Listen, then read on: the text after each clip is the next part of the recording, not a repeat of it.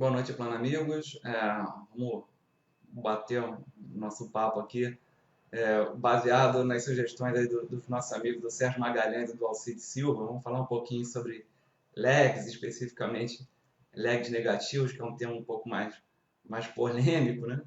E de cara eu vou dizendo o seguinte: lag, que a gente está acostumado a dizer o que é? É uma espera, né? É uma demora. São as traduções mais corretas. É um período onde nada está acontecendo entre eventos de atividades diferentes. Então você tem, tradicionalmente, né, início, mais um lag de tantos dias, né? Para te dar um exemplo.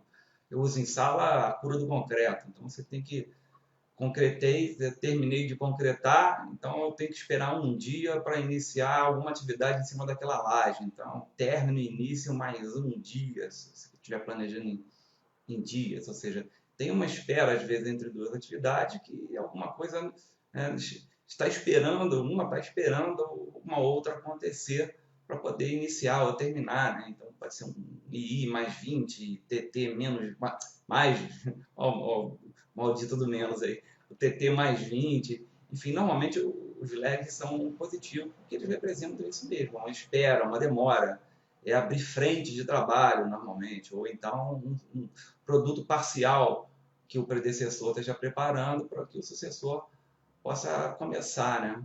Então, de cara, eu vou dizendo que eu não gosto de lag negativo, não. Não quer dizer que eu não use, eu já tive a oportunidade de usar algumas vezes, são poucas vezes, eu deixo registrado ali o porquê que eu estou usando, mas normalmente eu não gosto, tá? Já cheguei até a proibir o uso de lag negativo quando eu estava comandando equipe de planejador. Eu não gosto, mas hoje eu já não proíbo mais, mas eu não gosto que use, e quando usa eu gosto que esteja bem documentado, que eu quero entender o raciocínio por trás do uso daquele lag negativo, né? E de onde nascem normalmente esses lags negativos, né? Normalmente esses lags negativos nascem do entendimento errado de uma narrativa de campo, né? Quando você vai, por exemplo, saber quem são, vai lá falar com o executor, né? Vai lá falar com o responsável, né? Quem são os predecessores de A, né? Então, normalmente você vai no campo, vai perguntar e o camarada vai dizer o seguinte: olha, para começar A, sabe, eu tenho que ter começado B 20 dias antes. Aí quem está fazendo o planejamento, ele interpreta errado. Ele acha que B é predecessor de A e I menos 20. Normalmente é o que acontece. Né? O cara diz assim, olha, para começar a atividade A, B já tem que ter começado há 20 dias atrás. Então o camarada, 20 dias antes, né? Então o camarada interpreta isso de uma forma errada, é o seguinte, não, A tem como predecessor B com lag I menos 20. Então o camarada entende errado e passa isso normalmente errado para o planejamento. Então, na maioria das vezes que eu tive a oportunidade de ver, o que há é uma inversão da lógica. Né? Na verdade, não é A que é predecessor de B e I menos 20, é B que é predecessor de A e I mais 20. Então, é uma questão de saber interpretar o que vem do campo e passar corretamente, né? Por isso que a gente chama isso aí de planejamento Marty McFly, né, cara? Você está tentando adivinhar o início de A que está 20 dias mais lá no futuro, né? Baseado em B.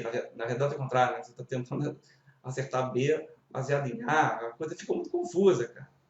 Então, é, o lag negativo induz esse tipo de raciocínio. Normalmente a lógica está trocada. Normalmente o predecessor não é o predecessor do lag negativo, ele é o sucessor. Dá uma olhadinha nisso, dá uma olhada nesse conceito, rever a narrativa de campo, volta lá, pergunta para o responsável, volta lá, pergunta para o executor. E na maioria das vezes, na enorme maioria das vezes, é a sequência lógica dos eventos, a sequência lógica das atividades que estão trocadas. E tem mais, né? Outra, outra utilidade do lag negativo é marretar a data, né? Não preciso dizer nada, né? Quem usa lag negativo para dar uma data específica, para marretar a data, não tem nem comentário, cara. Aí é crime também. Não tem muito jeito, não. Então, lag negativo para marretar a data, nem pensar, cara. E dá uma olhadinha aí que normalmente seus lags negativos estão com a lógica invertida.